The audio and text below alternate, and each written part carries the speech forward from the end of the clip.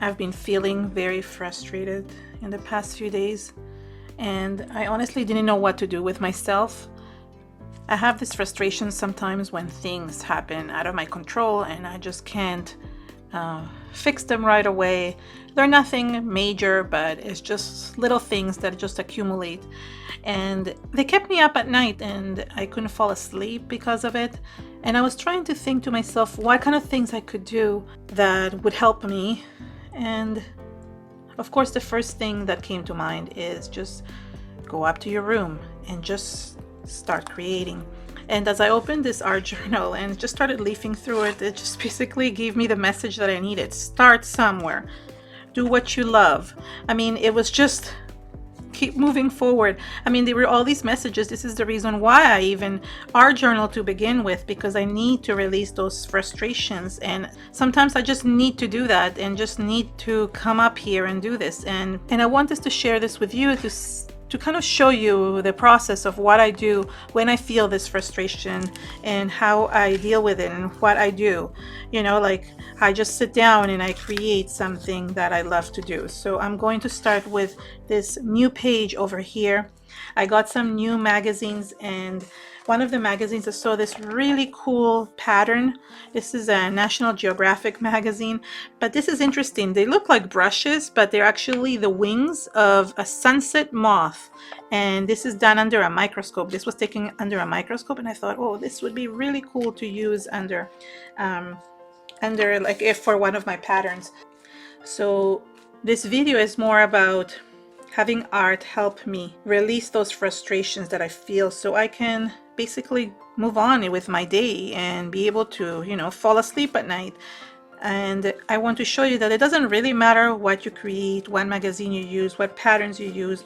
All I want you to just focus on is that if when you're feeling frustrated like this, that you also sit down and just create, just do it for yourself, so you can just feel a little bit less frustration and more at peace with what you're doing. I'm going to dry this really well so I can start gluing the magazine paper. It was really interesting that as soon as I started adding the gesso on these pages, I started feeling better. It's almost just the mere act of actually using a paintbrush to create strokes was relaxing for me. Now usually I rip things, but in this case I just want to cut around these patterns because I feel they look so much nicer when they're whole. They totally look like paintbrushes, and I really like that. So although they're not technically paintbrushes, they're really beautiful patterns that I know I can like add to my background. And maybe not like this, and I can play around to see which way do I want them. Do I want them maybe just going this way? Maybe I just want them to be like little patterns.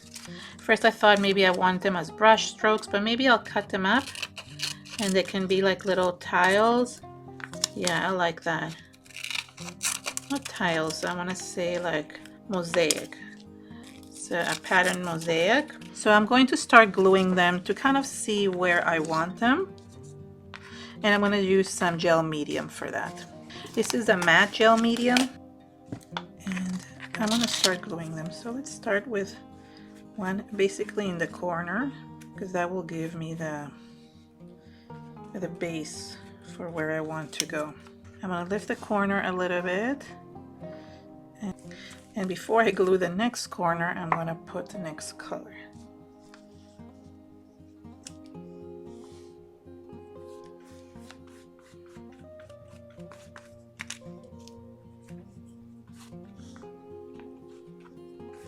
So for this side, I'm going to make the design going upwards, starting with the same color at the edge. And I'm still, even now as I'm creating, I feel still a little bit of frustration, like it hasn't all been released. I just feel that I want to release it more. It hasn't fully happened yet. And that relaxation that I get after creating is basically what I'm seeking, and I want to be able to feel it.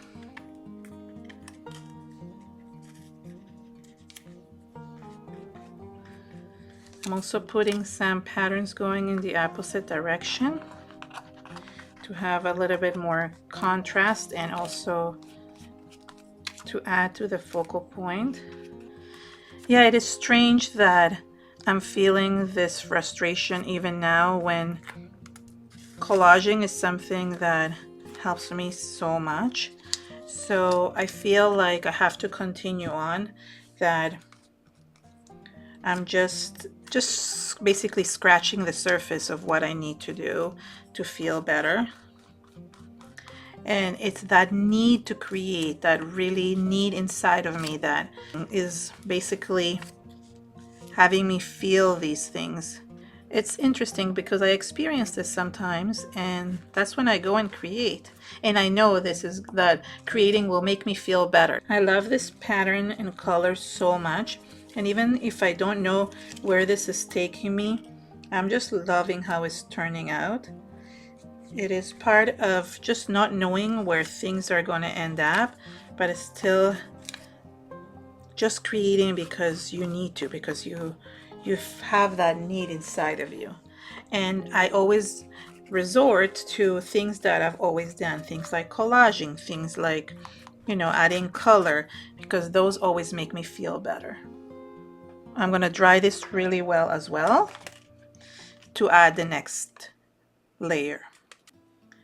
Once I finished collaging, I felt a little bit better. It's interesting because it's just cutting and pasting, but I find that it becomes so relaxing when you do it. And especially I try to think of kids in kindergarten that I made to cut and paste, and I'm thinking that is so probably relaxing for them as well, you know, to just sit there and paste. And then I said to myself, okay, move on, Karen, go on to the next part.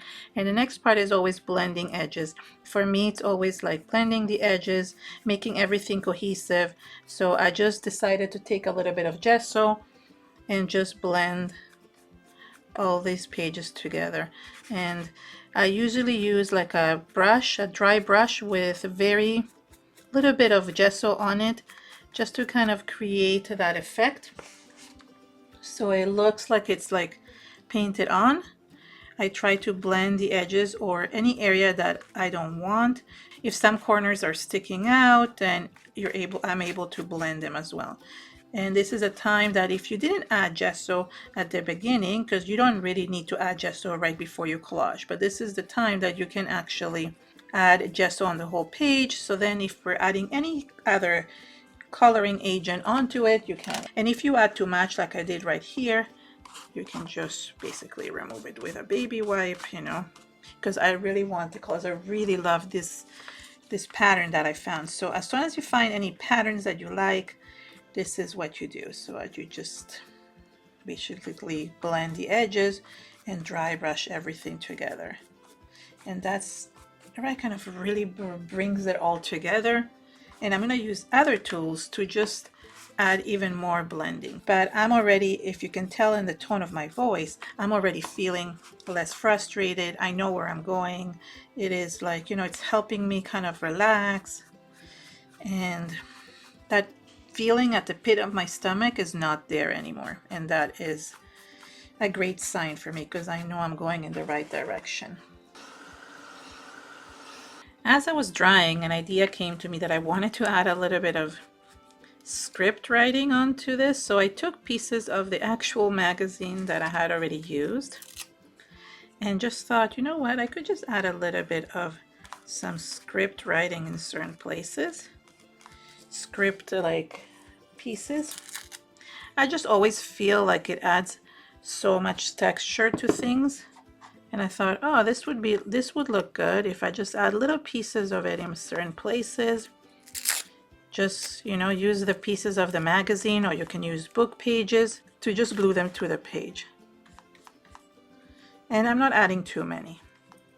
I feel the script writing kind of helps with adding some more texture to things and just kind of blending things so it all looks like cohesive.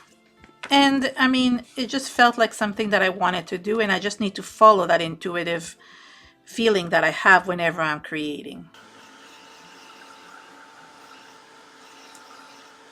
The next step was adding a little bit of color, and I mean, you can definitely use anything like watercolors, magicals. You can use liquid acrylic paints, and I just wanted to kind of mimic a little bit of the colors that I already have here to kind of blend them together. And I decided to just use watercolors and just let them blend into the background. So if I had too much, I basically just removed. And I wanted to kind of use the same color to blend the writing as well, so it looks like part of the background. For this part, that's why you want to make sure that you add gesso onto places, because that just helps kind of blend the color in a little bit more.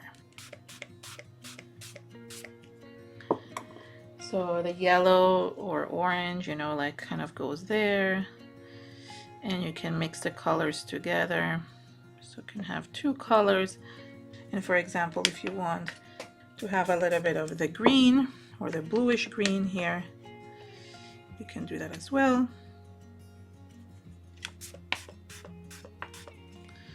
To kind of blend into the background. And I want a very subtle look. I don't want anything too bright. I want the pattern that I already have in the background to kind of be there, stay there. So if I add too much color, it's not going to blend as well, and I'm going to kind of cover the stuff that I really like, which is the pattern that I already formed with the magazines. So I try to add it kind of in the edge of where I want it, and then spray some water and let it blend. Some of the red can be used here, and maybe some here as well. I also have a little bit of blue here that I noticed, so I want blue and even a little bit of the purple here.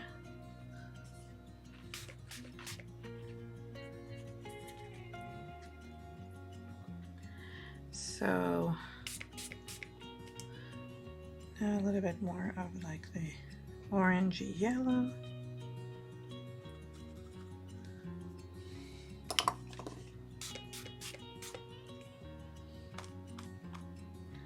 So you would never know that this was actually made with magazines. You would just think that we actually painted this, right? So I just find it interesting that using magazines really helps. Oh, I love this so much. It's so pretty and so relaxing to do. Now you can always skip this step. If you don't want to add color, you can definitely skip this part of it. So I dried this really well because I really wanted to add a little bit of black, and for my black I'm going to use my Stabilo pencil and just add a few kind of shadowy lines in different areas, and you're going to see that I'm going to blend them even more with a little bit of gel medium. You can create a border this way.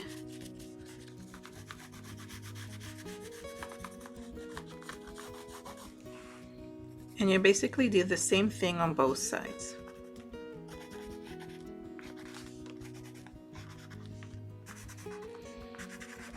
It's important for me that to create, but just sitting there and creating sometimes is difficult because you're worried you're going to mess up. So I always resort to things that I know are going to work for me because I've used them so often. And that's basically what I do, is I try to go for things that I know are going to work well for me.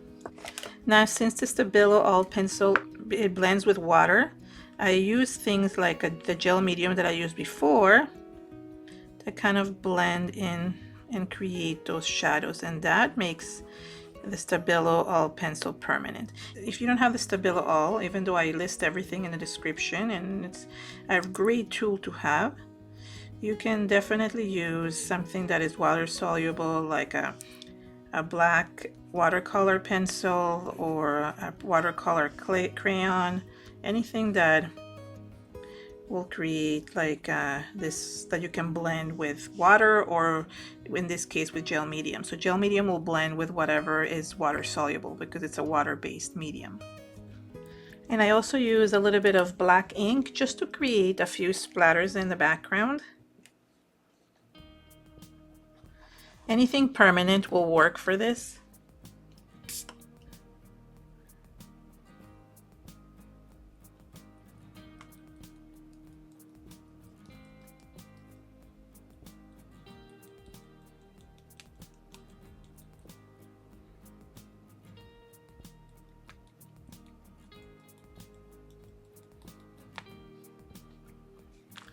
And if you put too much, you can always remove it.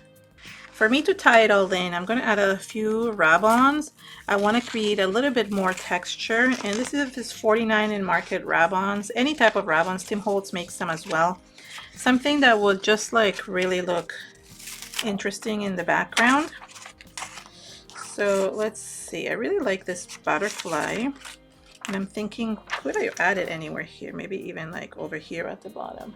That will look really, really cool. So I want to make sure that I don't get it, like I don't get the other stuff on it. So I'm going to put it here, and this butterfly, half butterfly, will go in this direction over here. So that's another thing that I always say, is that you want to connect with things. You want to add things to your artwork that you connect with, and I've said it many times, but butterflies are something I connect with, so I want to have a lot of them in my artwork. The rab-ons are so easy to use, and I'm just going to transfer them over here. There we go, that's good. So that looks really nice there. And what if I add the other butterfly on the other side? I think here is good. So this will add like a really cool design. You can also use stamps instead of rab-ons, and that works as well. Yeah, that looks really nice. A little bit of this texture over here. And a few more over here.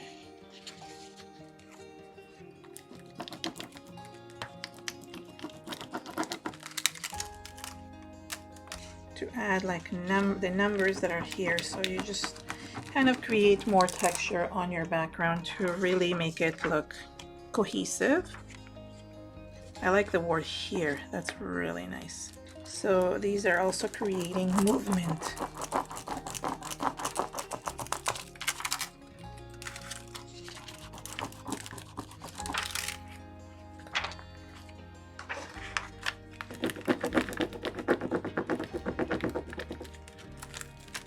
Here and now. This actual rab-on had the words here and now, which is perfect for exactly what my feelings are. Like, you know, just basically focus on the here and the now, not worrying about what else is going on around me, trying to stay in the now.